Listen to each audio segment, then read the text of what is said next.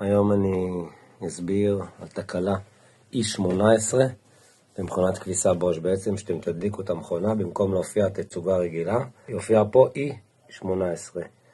E18 מסמל, מציין שיש בעיה בהוצאת מים, בריקון מים, משהו שקשור למשאבת ניקוז. לכן מה שנעשה, אגב פה חסרה מסגרת, ניתן לרכוש את המסגרת אצלנו בחנות, בבילו, או בהזמנה באינטרנט, משלוח עד הבית. פותחים את הפקק, נשים איזה סמרטוט מתחת, ונפתח.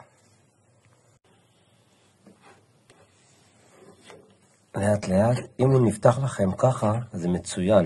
תוציאו אותו במכה, שהמים ייצאו, וייצא איתם, אולי יצא לכם גם לכלוך, או איזה מטבע, משהו שחוסם את הפלופלור, שנמצא בעצם פה בפנים. אוהב את הפלופלור עם האצבע, להרגיש שלא תקוע שם איזה גומייה, שלא רואים אותה בעין, ולהרגיש שאין לנו גם איזה משהו שתוקע.